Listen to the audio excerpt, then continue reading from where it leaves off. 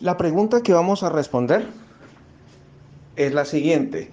¿Serán la tierra y los cielos destruidos por fuego? Bueno, una pregunta interesante, ¿no? Y para responder esta pregunta, pues no nos debe interesar tanto lo que enseñen las diferentes denominaciones religiosas, sino lo que realmente enseñan las Sagradas Escrituras, para que sea Dios veraz. Entonces, siguiendo este pensamiento, pues vamos a responder de acuerdo a lo que nos enseñe la santa palabra de Dios. Muchos sectores de la cristiandad y estudiantes sinceros de las Sagradas Escrituras enseñan que la tierra realmente va a ser destruida en forma literal, y no solamente la tierra, sino también los cielos. ¿A qué se debe esto? Bueno, esto se debe a una incorrecta interpretación de 2 de Pedro 3:7 y los versos 10 al 12. Leamos qué es lo que dice las Sagradas Escrituras en cuanto a esto. Y vamos a hacer el mismo análisis bíblico. Bueno, 2 de Pedro 3:7 dice lo siguiente. Dice, y los cielos y la tierra de ahora son conservados por la misma palabra, guardados para el fuego del día del juicio y de la destrucción de los hombres impíos. Bueno, vamos a detenernos un poquito ahí, porque siempre que estudiamos las Sagradas Escrituras debemos hacer un balance entre lo que es literal y lo que es alegórico o simbólico. Primero, quiero decirles que la alegoría, pues, es una composición literaria, ¿no? Que tiene sentido simbólico. Y ese simbolismo se debe interpretar a la luz de la misma palabra de Dios. Fíjense muy bien, hermanos. Leamos detenidamente. Dice, y los cielos y la tierra de ahora son conservados por la misma palabra, guardados para el fuego del día del juicio. Si nos detenemos ahí, si leemos este versículo en forma parcial e incompleta, podríamos hasta llegar a pensar, sí, la tierra y los cielos van a ser destruidos con fuego. Pero fíjense que cuando leemos el mismo contexto, nos da la interpretación correcta. ¿Qué es lo que dice? Dice el mismo contexto. Guardados para el fuego del día del juicio y de la destrucción de los hombres impíos. Bueno, fijémonos que ahí se está aludiendo al día del juicio, al día en que serán destruidos los hombres impíos, los hombres que han practicado maldad, iniquidad. Y ya pues hemos visto en estudios anteriores que habrá un juicio de Dios dividido en dos etapas, ¿no? La primera etapa cuando Jesucristo venga por segunda vez, cuando juzgue a las naciones. Entonces, ¿cuáles serán esos hombres impíos? Pues las cabras. Y al final del milenio, cuando sean destruidos esas naciones que se rebelaron contra Dios. De pronto algunos se preguntarán, ¿a qué se refiere entonces la tierra y los cielos? Teniendo en cuenta de que aquí se está hablando en sentido, no en sentido literal, sino alegórico, ¿no? Bueno, dejemos que la misma Biblia responda a esta pregunta. Cuando se utiliza este término o esta palabra tierra, bueno, en la Biblia se habla en un sentido literal y también un sentido figurativo o simbólico. Literalmente se refiere a nuestro planeta, pero en sentido figurativo se refiere pues a la humanidad, como lo voy a demostrar leyendo este pasaje, que se encuentra en Génesis capítulo 11, el verso 1. Dice, tenía entonces toda la tierra una sola lengua y unas mismas palabras. Fíjense muy bien, hermanos. Aquí está aludiendo a la palabra tierra. Una sola lengua y unas mismas palabras. Es decir, podemos encontrar una figura literaria de personificación, porque, pues, ¿cómo la tierra va a tener una sola lengua y unas mismas palabras, cierto? Pero realmente, en sentido comparativo de asociación, se refiere pues a la humanidad, ¿cierto? Ahí se está refiriendo a los hombres, a la humanidad, que la humanidad tenía una sola lengua y unas mismas palabras. Fíjense, hermanos, cómo la santa palabra de Dios es rica en lenguaje literario, ¿no? Entonces, ¿qué es lo que pasa? Lo que pasa es que muchas personas, pues, teólogos, maestros de las Sagradas Escrituras, escatólogos, tienen la tendencia a interpretar todo en sentido literal.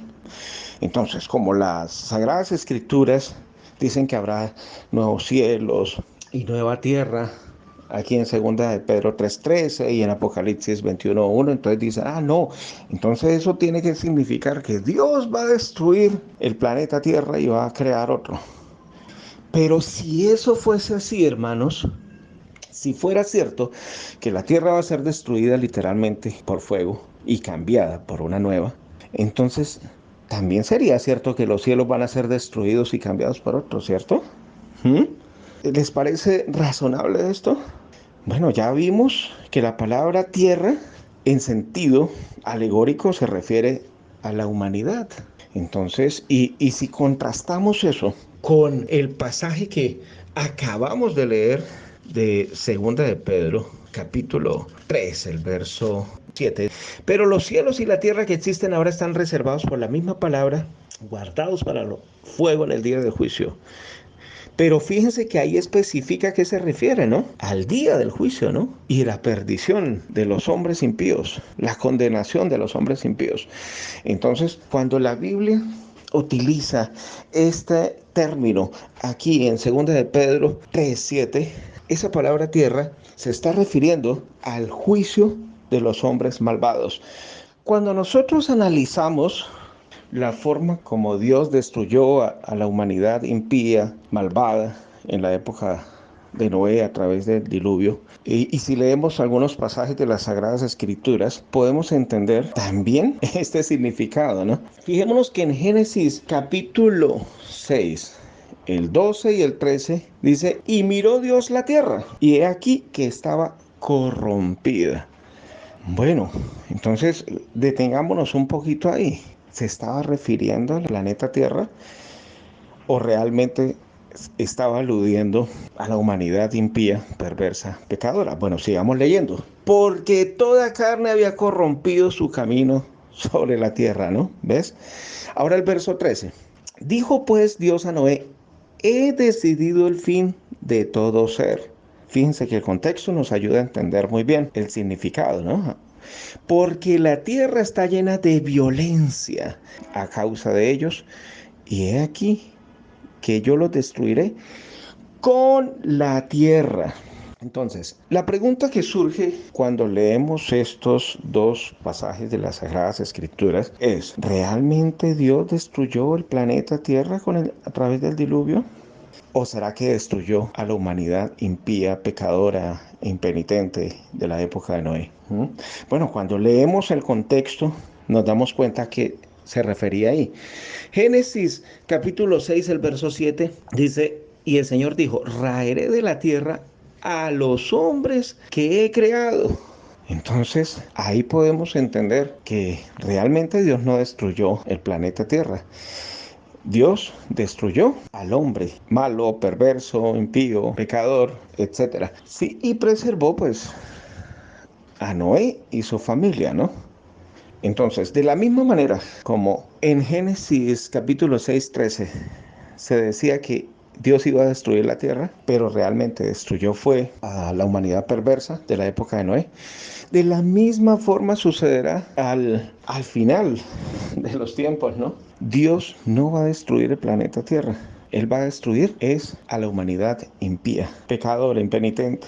Eso lo podemos ver en el juicio de las naciones, cuando Jesucristo venga por segunda vez, cuando aparte las ovejas de las cabras. Y la segunda parte del juicio será al final, ¿no? Eso lo podemos encontrar también cuando leemos Apocalipsis, el capítulo 20, ¿no? El verso 8. Y saldrá a engañar, ¿quién? Satanás, a las naciones que están sobre los cuatro ángulos de la tierra, a Gog y a Magog, a fin de reunirlos para la batalla. Su número es como la arena del mar. Subieron a través de la ancha tierra y cercaron el campamento de los santos y la ciudad amada. Pero de Dios descendió fuego del cielo y los consumió. Bueno, por supuesto que ese fuego sí será literal, ¿no? Sí, de la misma manera como destruyó a Sodoma y Gomorra. Y la misma Biblia dice, así como destruyó, así como los días de Sodoma y Gomorra, así será la venida de nuestro Señor Jesucristo, ¿no? Destruirá las naciones con fuego. Y al final del milenio también, como lo explica aquí claramente, o lo enseña claramente Apocalipsis 21:9. Entonces, hay este texto o estos pasajes de Mateo 25 y Apocalipsis 21:9 nos ayudan a entender o a dar una interpretación correcta del pasaje en cuestión que estamos analizando, que es Segunda de Pedro 3:7. Entonces, ahí dice, Segunda de Pedro 3:7, leámoslo otra vez. Y los cielos y la tierra, que ahora son conservados por la misma palabra, guardados para el fuego del día del juicio. Fíjense que ahí se está refiriendo al día del juicio. El juicio caerá sobre los hombres malvados y de la destrucción de los hombres impíos. Así será claramente. La Biblia lo describe cuando habla de Sodoma y Gomorra.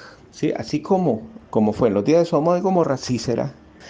Bueno, ¿y qué sucedió en Sodoma y Gomorra? Pues cayó bolas de fuego del cielo y los destruyó a todos, ¿no? De la misma manera será en el día del juicio.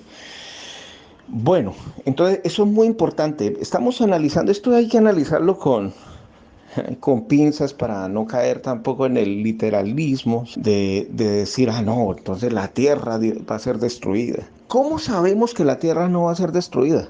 Bueno, voy a mostrar unos textos bíblicos que avalan pues la interpretación de que la tierra nunca será destruida.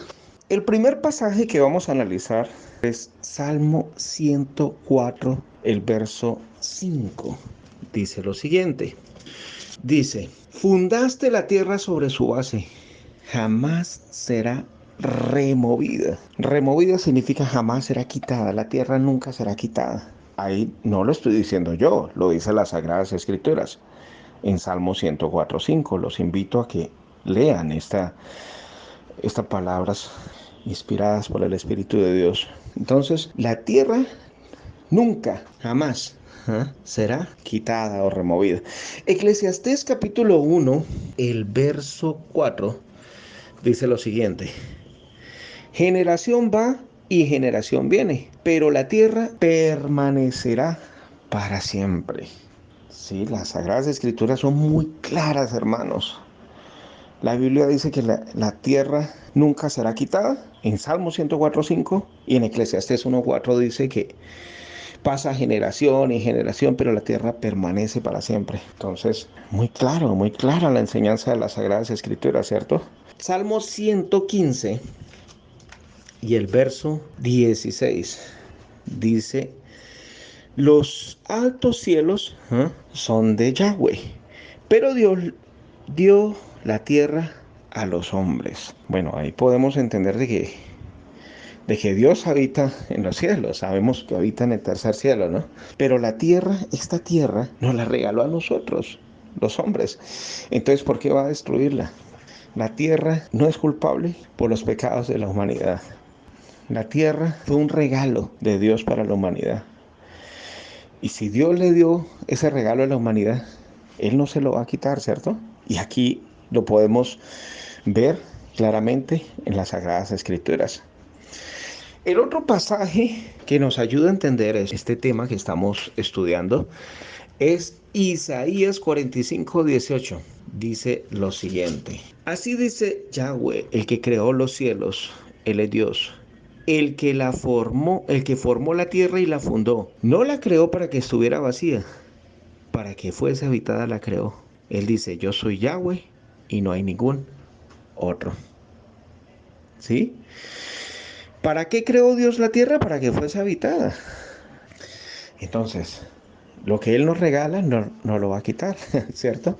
Entonces, cuando leemos estos pasajes, Salmos 104:5, Eclesiastés 1:4, Salmos 115:16 e Isaías 45:18, podemos entender claramente que la tierra nunca será ni quitada ni destruida. Pero entonces algunos dirán, bueno, entonces ¿será que la Biblia se contradice? No, de ninguna manera se contradice.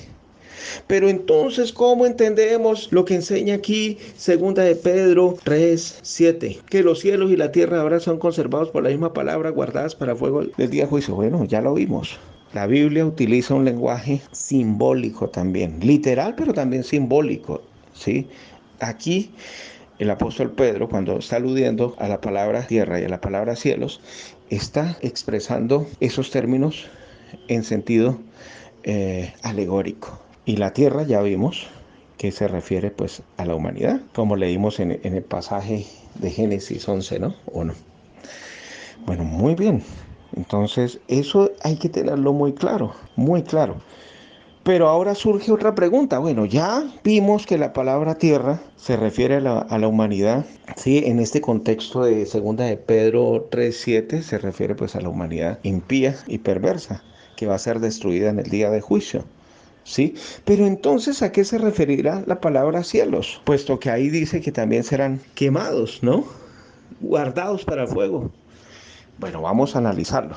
La palabra cielos también tiene su simbolismo en la profecía de segunda de Pedro, capítulo 3, el verso 7. ¿Y cuál es ese significado que da las Sagradas Escrituras? ¿Qué significa esa alegoría? Bueno, vamos a leerlo en Daniel 4:22.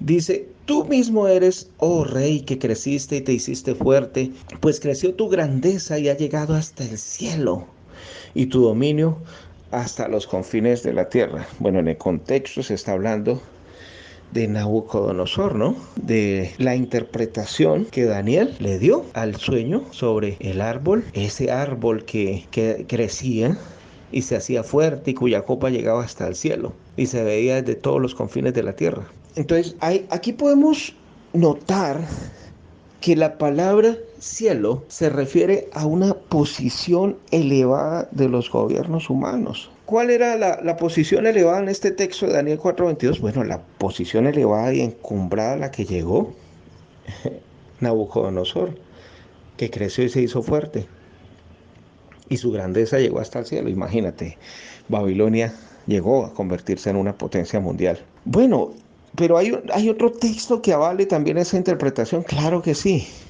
Vamos a buscar Isaías capítulo 14, los versos 12 al 14. Fíjense que en el contexto se habla de un escarnio contra el rey de Babilonia, ¿no? Y dice: ¿cómo caíste del cielo, lucero, hijo de la mañana? Cortado fuiste por tierra. Tú que debilitabas a las naciones, tú que decías en tu corazón: subiré al cielo, en lo alto junto a las estrellas de Dios levantaré mi trono, y en el monte del testimonio me sentaré a los lados del norte, sobre las alturas de las nubes subiré y seré semejante al Altísimo. ¿A quién se está refiriendo literalmente aquí? Bueno, al rey de Babilonia. Ya simbólicamente se tiene otra aplicabilidad, la que no viene al caso aquí, pero realmente se está refiriendo al rey de Babilonia, ¿cierto?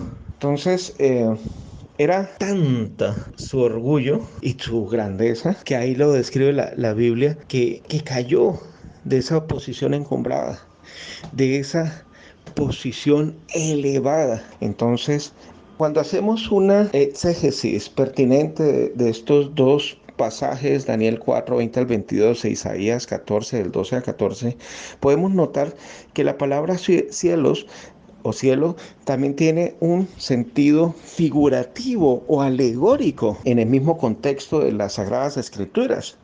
Ahora, ya entendiendo eso, ya entendiendo lo que nos enseña la santa palabra de Dios, de que la tierra se refiere a la humanidad impía, perversa, y los cielos se refiere a una posición elevada, ¿sí?, de los gobiernos humanos, ¿sí?, como es el caso de Babilonia.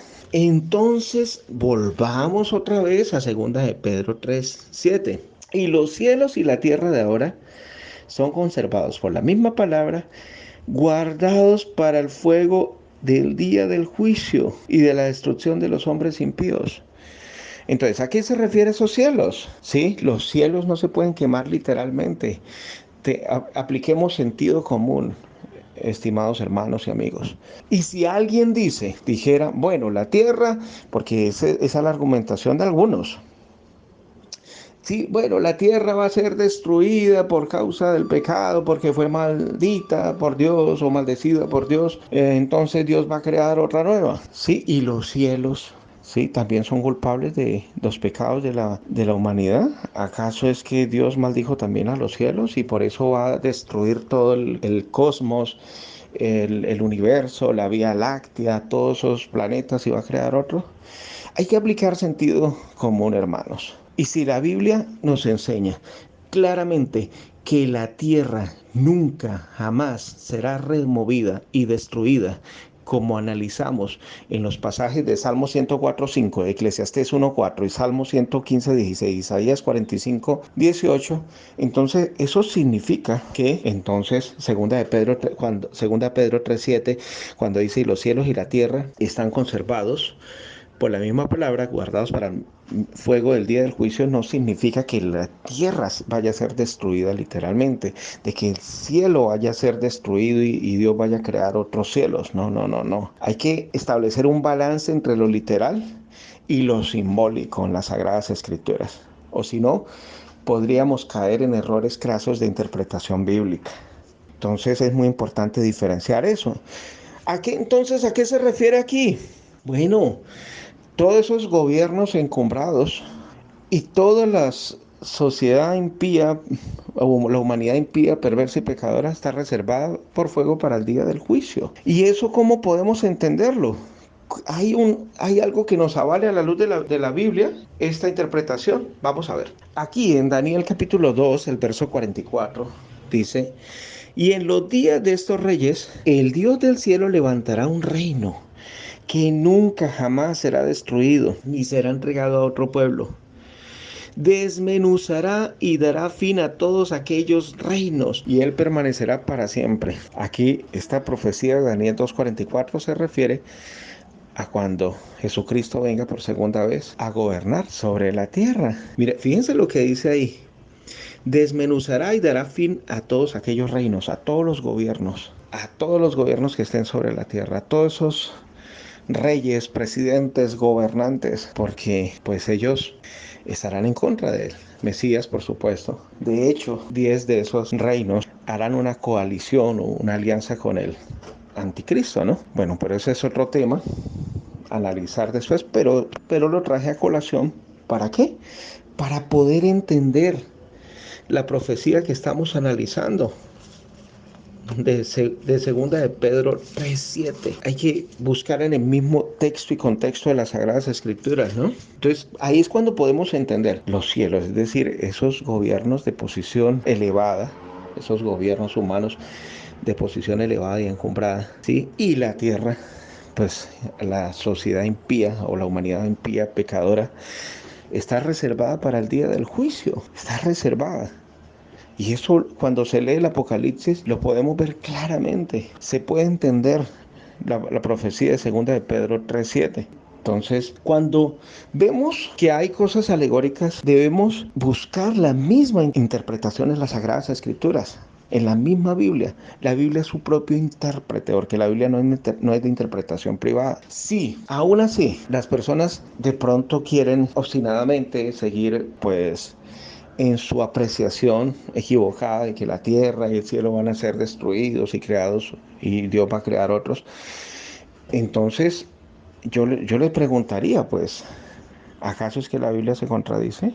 Si la Biblia nos enseña que la tierra nunca va a ser removida o quitada y que la tierra pues durará para siempre, entonces eso significa claramente que la profecía de segunda de Pedro 3:7 y la profecía esta de Apocalipsis 21:1, vi un cielo nuevo y una tierra nueva, porque el primer cielo y la primera tierra pasaron, tiene que ser simbólico, ¿cierto? Tiene que ser simbólico. Y el mar ya no existía más. De pronto alguien dirá, bueno, entonces, ¿por qué aquí dice que ya no existe más el mar, que ya no existe más el sol, la luna? Bueno, eso es simbólico, hermanos. Recordemos que el mar también significa muchedumbres, naciones y pueblos. Entonces, la Biblia es su propio intérprete, porque Apocalipsis 17, por ejemplo, Apocalipsis capítulo 17 dice, y las aguas que has visto, donde la ramera se sienta, son pueblos, muchedumbres, naciones y lenguas. Apocalipsis 17:15. Entonces, cuando el Apocalipsis dice, y el mar no existe más, ¿a qué se refiere? ¿Será que Dios va a acabar el mar? Literalmente no hay que entenderlo de esa forma, hay que buscar la interpretación. Si es algo alegórico, si es algo figurativo y simbólico, la interpretación debe estar en la misma Biblia. Y Apocalipsis 17, el verso 15 dice, las aguas que viste, donde la ramera se siente, son pueblos, muchedumbres, naciones y lenguas. Es decir, que esos pueblos, muchedumbres, naciones y pueblos representados por esas aguas del mar, ¿sí? Ellos van a ser destruidos y no existirán más. Así de sencillo. Por otra parte, las personas que enseñan que esta tierra va a ser destruida y cambiada por otra tierra nueva y que los cielos también van a ser destruidos y cambiados por otros, ellos también enseñan que no va a haber sol, que no va a haber luna y que por lo tanto no va a haber noche. Fundamentándose pues en este pasaje de las Sagradas Escrituras. Vamos a leerlo cuidadosamente y a darle su interpretación de acuerdo al contexto bíblico, que la Biblia sea su propio intérprete. Apocalipsis 21, el verso 23 al 25. La ciudad no necesita sol ni luna para alumbrarla, porque la gloria de Dios la ilumina y el Cordero es su lumbrera. Las naciones andarán a su luz y los reyes de la tierra le traerán su gloria y su honra. Sus puertas nunca se cerrarán de día, porque allí no habrá noche.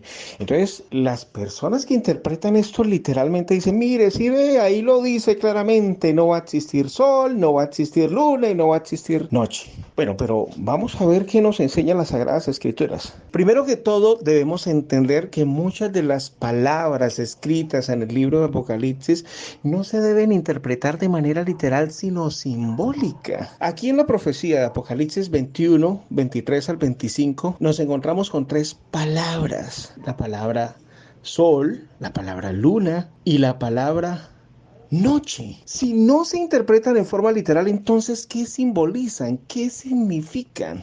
Bueno, dejemos que la Biblia sea su propio intérprete. Empecemos con la palabra sol y la palabra luna. La palabra sol, pues, tiene un uso figurativo en la profecía del Apocalipsis. ¿Qué significa? Bueno, representa, significa o simboliza la gobernación del reino de Dios, la cual se representa como algo tan brillante que en comparación se puede decir, como lo dice Isaías 24:23. La luna se avergonzará y el sol se confundirá, cuando Yahweh de los ejércitos reine en el monte de Sión y en Jerusalén, y delante de sus ancianos sea glorioso. Fíjense muy bien que esta profecía de Isaías 24:23 está conectada con la profecía de Apocalipsis 21 del 23 al 25. ¿Por qué decimos que está tan íntimamente relacionada? Bueno, porque se refiere pues al momento en el que pues se disfrutará del reino de Dios. Entonces, fíjense que un texto de las Sagradas Escrituras avala la interpretación de otro. En este caso, Isaías 24:23 avala la interpretación de lo que podría significar sol y la luna. Fíjense también que Jesús dijo que al fin del mundo, pues los justos resplandecerán tan brillantemente como el sol en el reino de su Padre. Eso lo dice claramente pues Mateo 13, los versos 39, el verso 43, y sería muy importante compararlo con Daniel 12:3. Entonces, cuando tenemos en cuenta estos pasajes de las Sagradas Escrituras, ahí es donde nos damos cuenta que la palabra sol adquiere un significado connotativo. ¿Ven? Entonces, pues ahí en la profecía de Apocalipsis 21, 23 al 25, cuando dice que la ciudad no tiene necesidad de sol ni de luna que brillen en ella, porque la gloria de Dios la ilumina y el Cordero su lumbrera. ¿Qué significa esto? ¿Que ya no existirá más el sol ni la luna? Pues no podríamos interpretarlo de esa forma. ¿Por qué? Bueno, porque Génesis capítulo 8, el verso 22 dice, mientras exista la tierra, habrá siembra y cosecha, siempre habrá frío y calor, verano e invierno, los días y las noches. ¿Sí? La tierra nunca será destruida. La tierra permanecerá para siempre, como ya lo hemos visto a lo largo de este estudio. Entonces, para que haya siembra y cosecha, y frío y calor, verano e invierno, es decir, estaciones, y también clima y cosechas, pues, ¿qué se requiere? De los días y las noches. Es decir, y para que haya día necesitamos un sol. Para que haya noche necesitamos una luna también, ¿ves? Entonces, ahí es cuando entendemos que esta profecía de Apocalipsis 21, 23, 25, cuando dice que la ciudad no tiene necesidad de sol, ahí no se refiere al sol literal, ni de luna, no se refiere a la luna, al satélite que gira alrededor de la Tierra. No, no, no, no, no, no. Entonces, ¿cuál sería el significado?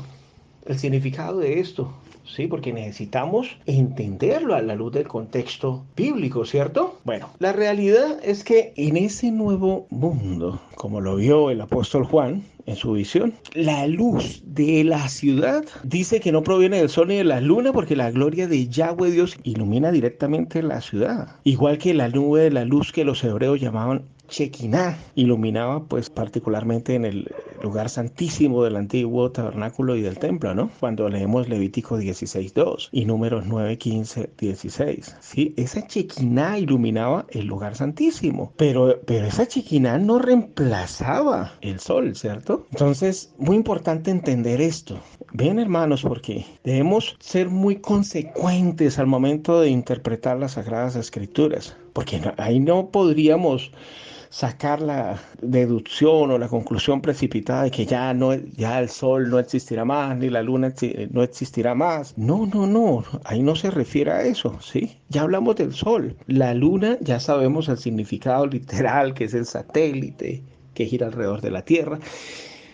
Pero también debemos entender de que la luna incluía también el concepto de la relación del pacto de Dios con su pueblo, particularmente Israel, ya que la luna era parte del ciclo de los tiempos reglamentarios de Israel para la adoración. En la tierra nueva pues se adorará a Dios en todo momento, porque la presencia de Dios estará a todo instante. Entonces eso significa que la adoración será continua, es decir, no será limitada como la adoración que tenía pues el pueblo de Israel, que era de luna nueva, de mes en mes.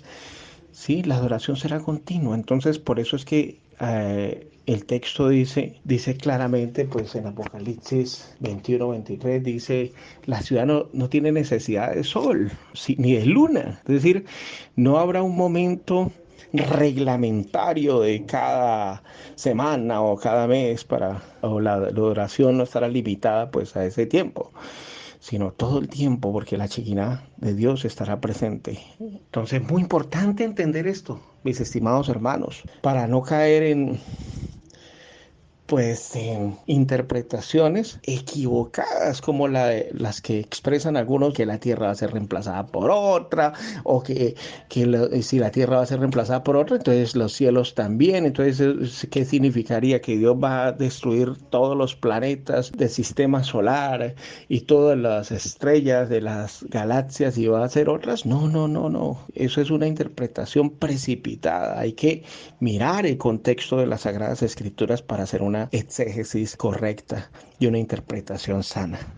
Y si aún después de mostradas las anteriores evidencias a la luz de las Sagradas Escrituras, los intérpretes literalistas del Apocalipsis se empecinan en decir, bueno, pero ahí el verso 25 del Apocalipsis 21 dice que no habrá noche. Eso significa que pues si no habrá noche, entonces no existirá luna, ¿cierto? Quizás dirán algunos. Pero nuevamente, hermanos, les digo, hay que interpretar la Biblia de manera correcta. ¿Qué significa esto que no haya noche? Bueno, hay que mirar el uso figurativo de la palabra noche en el contexto bíblico. Por ejemplo, cuando leemos en Romanos capítulo 13, el verso 11 y el 12 dice lo siguiente: y haced esto conociendo el tiempo, que ya es hora de levantarnos del sueño, pues ahora nuestra salvación está más cerca que cuando creímos. la noche está muy avanzada, el día casi ha llegado. Desechemos las obras de las tinieblas y vistámonos las armas de luz. Fíjense cómo es de claro y contundente pues este pasaje de las Sagradas Escrituras que nos dan luces para poder hacer una correcta interpretación de Apocalipsis 21-25, donde dice que no habrá más noche, no habrá noche. Entonces, ¿qué significa esto? Que no habrá noche. La noche se refiere manifiestamente pues a un periodo de oscuridad, pues causado por el adversario de Dios, y un periodo que tiene que finalizar por medio de nuestro Señor Jesucristo y su reinado. Entonces, por ejemplo, cuando nosotros leemos Efesios capítulo 6, verso 12 y 13, porque no tenemos lucha contra sangre y carne, sino contra principados, contra potestades, contra dominadores de este mundo, de tinieblas, contra malos espíritus de los aires. Entonces ahí quiero pues enfatizar, contra gobernantes de este mundo de las tinieblas tenemos lucha, ¿no? En estos momentos, pero después del milenio eso ya pasará a la historia. Por eso es que ya no habrá noche, hermanos, porque ya ese gobernante de las tinieblas será destruido, ¿cierto? Por otra parte, también hay un texto que nos ayuda a interpretar correctamente el pasaje en cuestión que estamos analizando. Es Colosenses 1, 13, 14. Dice lo siguiente: Él nos libró de la potestad de las tinieblas y nos trasladó al reino de su amado Hijo, en quien tenemos redención por su sangre, el perdón de pecados. ¿Sí? Entonces, ¿quién fue el que nos trasladó al reino de su amado Hijo? Dios, ¿cierto? Él nos libró de la potestad de las tinieblas, de la oscuridad, de esa noche. Ahí es donde debemos entender y donde adquiere una dimensión interpretativa pues esta palabra noche en el contexto de Apocalipsis 21-25. No habrá noche, claro, porque ya no habrán tinieblas, ya nadie andará en tinieblas, todo el mundo andará en luz. Esa luz que sale de la gloria de Dios y del Cordero, porque la gloria de Dios es la que ilumina y el Cordero es su lumbrera, como lo dice el verso 23.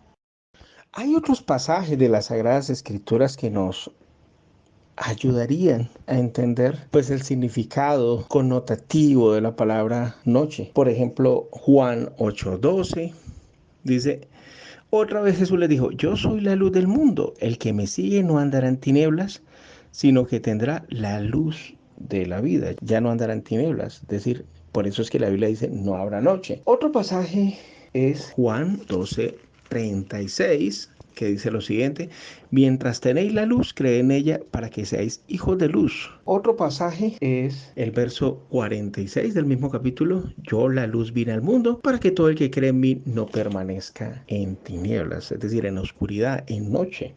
En otras palabras, Primera de Pedro 2:9 dice lo siguiente: bueno, pero vosotros sois linaje elegido, real sacerdocio, nación santa, pueblo adquirido para Dios, para que anunciéis las virtudes de aquel que os llamó de las tinieblas a su luz admirable. Entonces, por eso es que no va a existir noche, pero no la noche literal, sino una noche simbólica, ¿ves? No vamos a andar en oscuridad, no vamos a andar en tinieblas.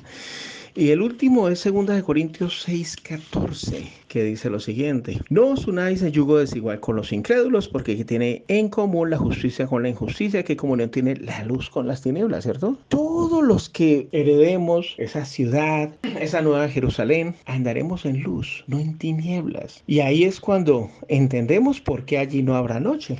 Hermanos, cuando estudiamos correctamente las Sagradas Escrituras, evitamos caer en el literalismo y también en las interpretaciones especulativas. Dejamos que la Biblia sea su propio intérprete y ella sea la que dé las bases, los cimientos y los fundamentos para su propia interpretación. Entonces, ¿qué tan importante es estudiar la Biblia en contexto? ¿Y qué tan importante es saber interpretar la profecía apocalíptica? Por otra parte, estimados hermanos y amigos, el mismo contexto de Segunda de Pedro 3:7 nos ayuda a entender a qué es que se está refiriendo y aludiendo, ¿sí? Para llegar a una correcta y sana exégesis del pasaje también, ¿no? Entonces, el mismo contexto, cuando leemos los dos versículos anteriores, los versículos 5 y 6, hacen referencia al diluvio de Noé. Leámoslos. Dice, pero ellos intencionalmente ignoran que en el tiempo antiguo los cielos fueron hechos por la palabra de Dios y la tierra surgió del agua y por el agua subsiste. Por eso el mundo de entonces pereció anegado en agua. Entonces fíjense, ahí hace referencia al diluvio de Noé, en la época de Noé. Entonces podemos ver claramente que el mundo de aquella época fue destruido según el versículo 6. Pero nuestro planeta no desapareció, ¿cierto? Lo que el diluvio destruyó fue aquella humanidad perversa, es decir, aquella tierra. Y eso concuerda muy bien con lo que enseña aquí Génesis 6:7. Y el Señor dijo, raeré de la tierra a los hombres que he creado. Y el verso 11, a la vista de Dios la tierra se había corrompido y estaba llena de violencia. Entonces lo que Dios destruyó, Dios no destruyó la tierra, pero Dios destruyó a la humanidad perversa de la época de Noé. También destruyó aquellos cielos, es decir, a las personas que gobernaban esa sociedad, ¿no? Por lo tanto, estimados hermanos y amigos, nuestro planeta no dejó de existir, sino la gente perversa y malvada. Noé y su familia sobrevivieron a la destrucción de aquel mundo y repoblaron la tierra después del diluvio, según lo que nos enseña Génesis 8 del 15 al 18. Entonces, al igual que las aguas del diluvio, el fuego que se menciona en 2 de Pedro 3:7, que es el texto que estamos analizando, y también el que se menciona en el mismo capítulo, en verso 10 al 12, leámoslo. Pero el día del Señor vendrá como ladrón, entonces los cielos desaparecerán con gran estruendo, los elementos serán destruidos por el fuego y la tierra y todas sus obras serán quemadas. Ya vimos que aquí se está refiriendo al juicio de Dios según la parte final del versículo 7, ¿cierto? El juicio de Dios sobre los hombres impíos. Ahora, el verso 11 dice, siendo que todo será destruido, ¿qué clase de personas debéis ser santa en piadosa conducta, esperando y acelerando la venida del día de Dios? En ese día los cielos serán encendidos y deshechos y los elementos se fundirán abrasados por el fuego. ¿Qué significa todo esto? Lo que acabamos de leer, pues sencillo, hermanos. Ese fuego que se menciona en 2 de Pedro 3:7, el verso y los versos 10 al 12, acabará con las personas impías, malvadas, no con nuestro planeta. Y quiero pues llamar su atención a la parte final del versículo 7 nuevamente. Fíjense que la parte final del versículo 7 dice claramente, sobre quiénes recaerá el fuego en el día del juicio, sobre los hombres impíos. ¿Ven, hermanos? Por otra parte, Dios nos promete unos nuevos cielos y una nueva tierra, en los que mora la justicia, según 2 de Pedro 3:13. Pero ¿cuáles serán esos nuevos cielos? Facilito, hermanos. Esos nuevos cielos, pues ese nuevo gobierno del que hablamos, leímos ahorita en Daniel 2:44. En los días de aquellos reyes, el Dios del cielo establecerá un reino que nunca será destruido y él acabará y triturará pues a todos los reinos que existan en la tierra, ¿no? Entonces, ¿cuáles son esos nuevos cielos? Pues el nuevo gobierno de nuestro Señor Jesucristo. Sabemos que nuestro Señor Jesucristo gobernará durante el milenio. Él será Rey de Reyes y Señor de señores durante ese milenio, y Él va a gobernar. Por eso es que se habla de nuevos cielos y nueva tierra. ¿Por qué? Bueno, pues esa nueva tierra se refiere a una humanidad justa. Recordemos lo que nos enseña el pasaje de Salmo 37. Entonces, la palabra cielos se refiere a un nuevo gobierno. ¿Cómo así un nuevo gobierno? Ya lo vimos, Daniel 2:44. Y también, fíjense lo que nos enseña aquí 1 Corintios 15. En el contexto se está hablando de Jesucristo. Dice, porque preciso es que Él, es decir, Jesucristo, reine hasta que haya puesto a todos sus enemigos debajo de sus pies. Entonces, ahí podemos notar que Jesucristo va a reinar. ¿Hasta cuándo? Hasta que ponga a todos sus enemigos debajo de sus pies. ¿Y cuándo sucederá eso? Pues al final del milenio, cuando destruya todas esas naciones que Satanás reunirá de los 4 ángulos de la tierra, de Gog, Magog. Entonces caerá fuego del cielo y los destruirá, como ya vimos anteriormente en Apocalipsis 20. Ahí lo vemos claramente. Pero Jesucristo no gobernará solo, ¿cierto? ¿Cómo sabemos eso? Bueno, en Apocalipsis 1 dice, y nos hizo reyes y sacerdotes para Dios su Padre. A Él sea gloria e imperio por los siglos de los siglos. Amén. Entonces Jesucristo, Él no reinará solo, Él reinará con los santos que Él tiene destinado para gobernar con Él. Entonces, esto es muy claro, hermanos. Por eso es que la profecía de 2 de Pedro 3:7 habla de cielos, los cielos y la tierra serán destruidos. ¿Cuáles cielos? Los reyes gobernantes que estén en el momento en que Jesucristo venga por segunda vez. Sí, pero Apocalipsis también nos enseña, como lo vimos anteriormente, Apocalipsis 21:1, vi un cielo nuevo y una tierra nueva. Esos cielos nuevos, ese cielo nuevo se refiere al nuevo gobierno en el cual Jesucristo reinará con los santos. Y una tierra nueva, es decir, una nueva humanidad justa, ¿cierto? Pero ¿cuál será esa humanidad justa que habitará sobre la tierra? Bueno, en Salmo 37 dice lo siguiente, prestemos atención a los siguientes versículos que voy a leer, el verso 9. Porque los malignos serán destruidos, pero los que esperan en Yahweh, ellos heredarán la tierra. Ahora el verso 11. Pero los mansos heredarán la tierra y se recrearán con abundancia de paz. Eso concuerda muy bien con una de las bienaventuranzas de nuestro Señor Jesucristo en Mateo capítulo 5. El verso 5 dice, bienaventurados los mansos porque ellos recibirán la tierra por heredad o por herencia, ¿no? El verso 22 del capítulo 37 también dice, porque los benditos de él heredarán la tierra y los malditos de él serán destruidos. ¿Ah? Aquí el verso 29 del capítulo 37 de Salmos dice también, los justos heredarán la tierra y vivirán para siempre sobre ella. Entonces esos justos son los que van a conformar la tierra nueva. Esos serán la tierra nueva. Y el cielo nuevo es el nuevo gobierno. ¿Sí? Ahorita somos gobernados por diferentes tipos de gobiernos que existen en la tierra, pero todos esos gobiernos y reinados desaparecerán y se establecerá el reinado milenario de nuestro Señor Jesucristo. ¿No les parece maravilloso eso? Claro que sí, ¿cierto? Entonces, ¿qué tan bonito es y agradable es estudiar las Sagradas Escrituras en contexto? Porque nos ayuda a entender el verdadero significado de las palabras expresadas en una profecía como la que está escrita en 2 de Pedro, capítulo 3, el verso 7, ¿cierto? Y ahí podemos entender claramente que la palabra tierra y cielos no se expresan en un sentido literal, sino alegórico, figurativo o simbólico. En el contexto de la profecía de 2 de Pedro 3:7 y Apocalipsis 21:1. Bueno, este es el final del estudio. Espero que sea de gran edificación para todos los oyentes. Gracias y paz.